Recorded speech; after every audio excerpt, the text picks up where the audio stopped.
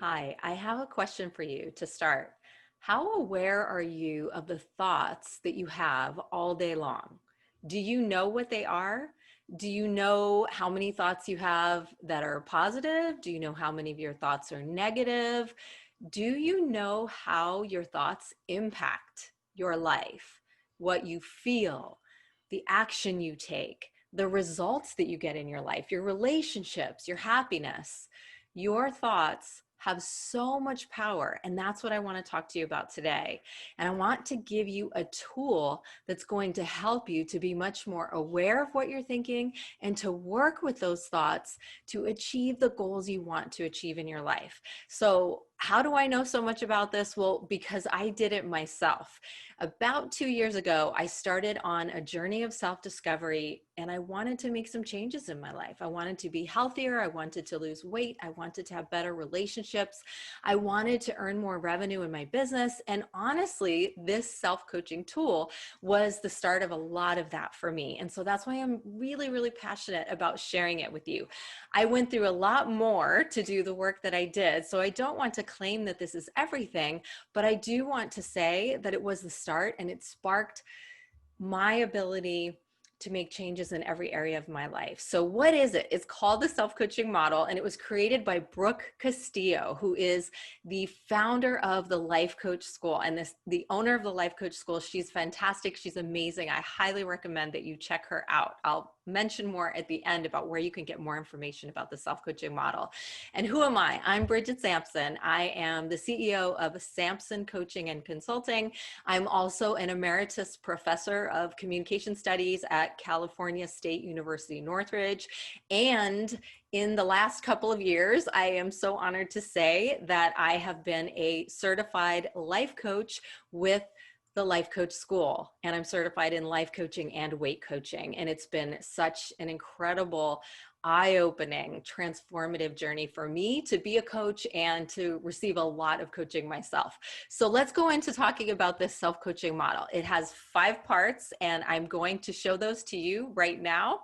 I'd love it if you could get out a piece of paper and a pen and be ready to use this model to apply to your own examples of thoughts that you can recognize, or at least just struggles in your life, because you can plug them into this model in a variety of ways to get more insight and to figure out where you want to go.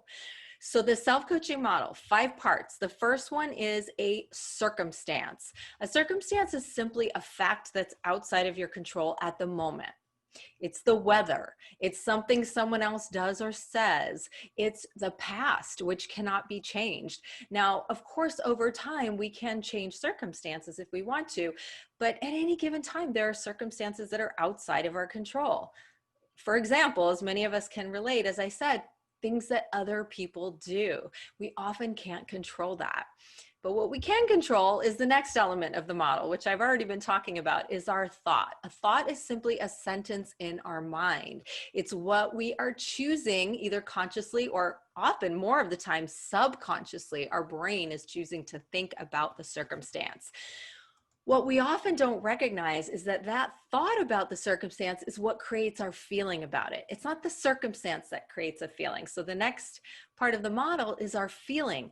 Our feeling is created by our thought, not the circumstance. We know this is true. This is, by the way, the same as cognitive behavioral therapy, which says our thoughts create our feelings, which drive our actions. This is found in many, many disciplines. So it's a really problematic mistake to think that our feelings are caused by other people or situations. They're caused by what we're thinking about them, and we get to choose that if we want to. We get to change it if we want to. If we don't want to, that's fine as well. This is just an awareness tool if you don't want to use it as a change tool. It's being aware. The feeling then drives an action, what we do or don't do in response to what we're feeling and what we're thinking about a situation. And finally, the last step of the model is the result we get, the ultimate outcome that comes from what we were thinking and feeling and the action that we took as a result of those thoughts and feelings. It's often easiest to understand the model if we use an actual example. So let's do that now. And this is a very personal example. I will tell you, this example is 100% true, and it's based on my experience. The timing of this video is that we are in a pandemic in the United States, and we are all, or most of us anyway, are struggling on a number of fronts because of that. And I find that a really wonderful opportunity. It's not a wonderful situation. It's a heartbreaking situation, but it can be a wonderful opportunity to manage our minds and to really be aware of what we're thinking and how that is impacting our experience. So let's say for me, the pandemic requires me to work from home. This is true. I offer training, which was always in person. Coaching, we've been able to do virtually for a long time, but a lot of our work was training, which immediately shifted and was canceled basically. And so my thought initially, when I was having a lot of negative thoughts, was my business can't survive this, right? We were doing all of this in-person training, designing, delivering for Fortune 500 companies, traveling the world, myself and my employees. What will we do now? My business can't survive this. That's the thought I was having. Now, I was having it at the subconscious level, but because I knew how to use the model to pull out my thoughts and be more aware of what I'm thinking, I was able to recognize that that's what I was thinking and that I probably wanted, right, to change that over time. Although sometimes it takes time, it takes coaching, it takes deep work to really change our thoughts. The feeling that that thought created, of course, is fear. I'm so fearful that my business will fail, will fall apart. I can't keep it going. I've had my business for all these years and we've been successful, but I've never dealt with something that requires me to work from home entirely. So much fear, right? What action or behavior is driven by that fear? Inaction, doing nothing, not reaching out to clients, not doing any work, not just basically being paralyzed and not being able to do anything because I was thinking such negative thoughts and coming from such a fearful place. So do nothing. What is the result? Well, the result was, it wasn't, but if I had kept on going with this line of thinking, the result very much could have been for my business to fail. So you see, the beauty of the self-coaching model is that it shows us that the results in our lives serve as evidence to keep thinking those thoughts. Even though those thoughts may very well not be true, we see the evidence on the result line in our lives, right? My business is failing, therefore there's no way my business can succeed in a pandemic. My business will fail. I feel fearful. I keep doing nothing. I keep seeing the result of my business not doing well. So I keep thinking the same thought that my business can never survive this. It is a self-fulfilling prophecy as well. There are many, many theories that support this, okay? So please know that this is not some made up idea, some positive thinking idea. It is based on many, many traditions of study of how the human mind works, including neuroscience and neuroplasticity, which tells us that we can change the way we think and we can change those hardwired patterns in our brain that cause us to keep acting in the same way because we're thinking and feeling the same feelings. We've got to interrupt that pattern. So the first step is, once you see your model, is to have compassion for yourself. Don't beat yourself up over it. Just see it. So once I was able to see, oh, wow, I'm having so many negative thoughts about my business being able to survive during the pandemic, I could comfort myself, have compassion for myself, say it's understandable that I'm thinking that and feeling that, and that it's paralyzing me and leaving me in inaction. We don't want to immediately say, oh, change the thought. That's a bad thought. This is all just awareness, and it must be paired with self-compassion and kindness for ourselves and others, anyone else involved in the situation, okay? So once we've really been able to see what we're thinking and what we're creating with this pattern, in time, and often with coaching and journaling and deep work to be more aware, we can move to creating a new model. So let's take a look at what a new model might be in this hypothetical situation. Well, actually, it's not a hypothetical situation. It's my real situation that I'm being vulnerable and sharing with you transparently. So once I really realized what was going on in my brain, I said, I understand this is happening. A lot of people are feeling this way. I can find a lot of validation for the fearful thoughts, but I want to shift things. The circumstance is the same. It's been months now. The pandemic requires me to work from home. I started choosing to think intentionally, my business can survive if we go virtual. We need to learn to do virtual training. Other people are doing it.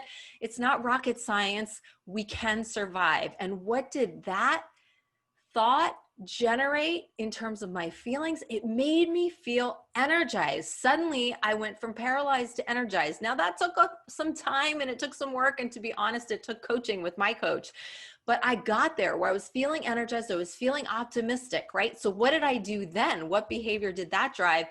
To start delivering virtual programs. And just between you and me, I started doing it for free. I decided that my company would offer a monthly free virtual training program. And then we did a free weekly series on managing your mind around the pandemic and how to stick to your goals, even with all of the struggles. And of course, what ended up happening is that people noticed, my clients noticed, we shared our free workshops and our workshop recordings. And the result was that my business increased. This year will actually be one of our best years for the business. So my results, you can see, then proved evidence for the thought my business can survive if we go virtual. So I know this may seem a bit simplistic. Please know that there is so much more that you can learn about the model. I have studied it in depth for 2 years. As I said, I've used it to lose weight. I've used it to improve all of my relationships, my 27-year marriage, my relationships with my adult kids. Definitely used it to improve my business so that I could have thoughts that would drive positive feeling and positive action in support of growing my business and having a successful business. And I've used it in many areas of my life, as well as with my coaching clients, to help them see what's happening in their minds and how it's impacting their lives and the results in their lives. I do want to say, this is not positive thinking nonsense. If you do your model, and I encourage you to do models all the time. You can watch this video over and over and you'll see all of the elements of the model and how to use them. Do models, write out, what are you thinking? How is it making you feel? What action is it driving? What result is it creating? Just study that with self-compassion. Again, no judgment, just be curious about it, right? But know that you don't always have to choose a positive thought. If you have a negative thought in the thought line, and you like it, you like the feeling and action that it's creating, and you want to keep it, by all means, keep it. I'll give you another personal example of that. I'll take the model away for a moment and just talk to you person to person. I'm sure many of you can relate to this. My beloved dog of 14 years, who was one of my best friends and companions, as you know, our pets are our family members, passed away a few months ago.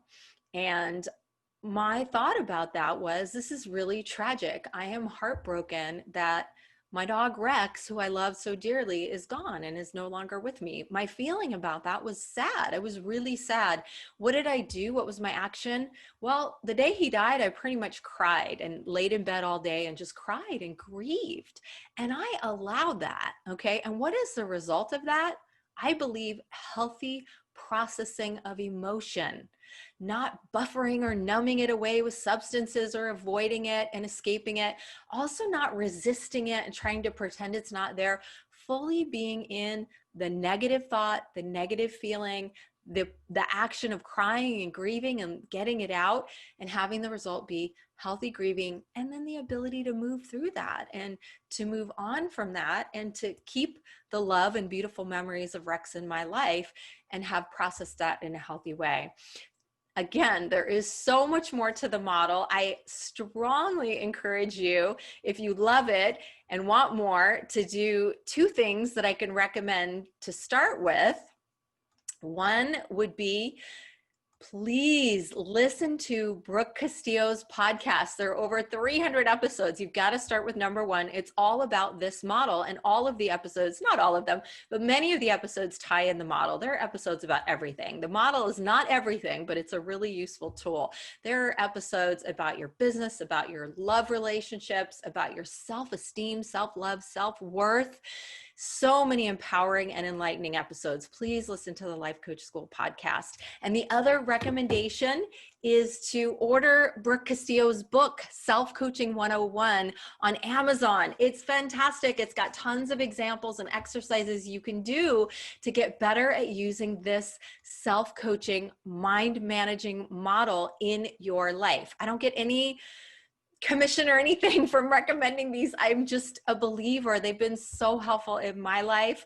And I want you to have the peace and joy and whatever it is you want in your life. You get to choose your own goals. No one else gets to choose those for you. But use the model to be aware of what's going on in your mind, the power of your thoughts, to choose your thoughts intentionally, create the feelings you want to feel, to drive the actions you really want to take in your life, to create the results that you want in your life. Thank you so much for listening. I hope you'll check out our website, Sampson with a P, SampsonCoachingandConsulting.com. And I'd love to hear from you if you want to let me know what you think about what I shared today. Thank you.